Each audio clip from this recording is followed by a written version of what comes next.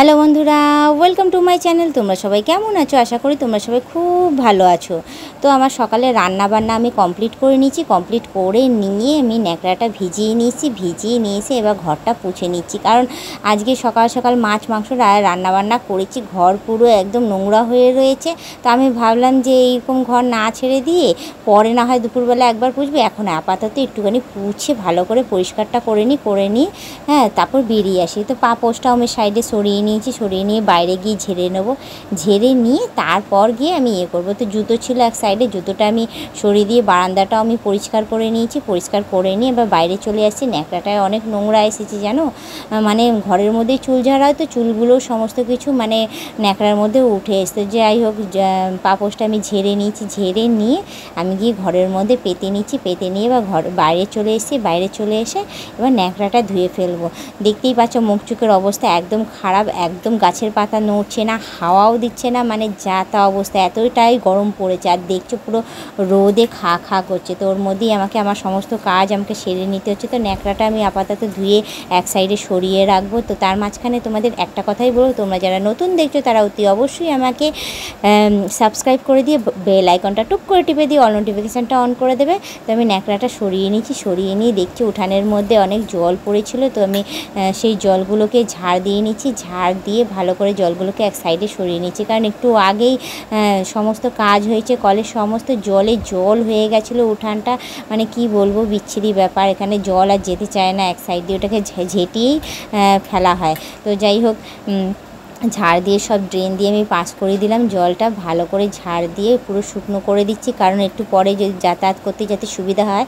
কারণ আমিই বেশিরভাগ জল থাকলে না স্লিপ কেটে আমিই বেশিরভাগ শীতপাত হয়ে পড়ে যাই জানো তো, যার জন্য আমি আরও বেশি করে একটু পরিষ্কার করে শুকনো করে ঝাড় দিয়ে নিই, এরকম ব্যাপার আছে। তো যাই হোক, আমার ঝাড় দেওয়া কমপ্লিট হয়ে গেছে। এবার ঝাঁটাটা আমি এক সাইডে রেখে দেবো।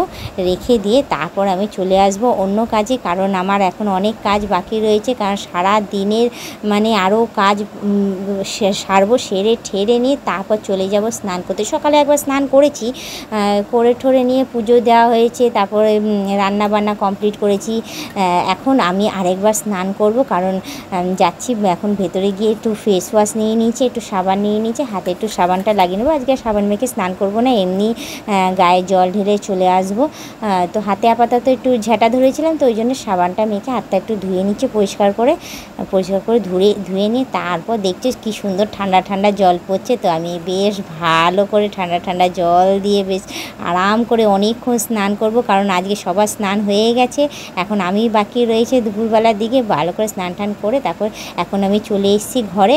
এসে একটু পেপসি বার করে নিয়েছি ফ্রিজ থেকে, কারণ আমার তো আর কোনো কাজ নেই, সমস্ত কাজই আমার হয়ে গেছে। তো দেখছি তোমাদের দাদা পেপসি এনে রেখেছে।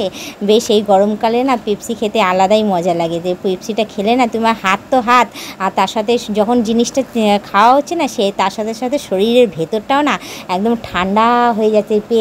আইসক্রিম খেলেও হয় সেটা, কিন্তু পেপসি খাওয়ার মজাটাই একটা আলাদা। আমার তো ভীষণ ভালো লাগে পেপসি খেতে। মানে সারাদিনে যে আমি কতবার যে এই পেপসিটা নিয়ে মুখের মধ্যে দিয়ে রাখি, ওইটা নিয়েই হয়তো অর্ধেক কাজ হয়তো আমি সারলাম, হয়তো বা কাজটা সেরে এসে একটুখানি বসে পেপসিটা টেনে নিলাম। তো আজকে আমার পছন্দ মতো তুতে রঙের একটা পেপসি আমি নিয়ে এবার ওটা এখন দাঁত দিয়ে ছিঁড়ে নিয়ে একটু বসে টাইম নিয়ে খাচ্ছি।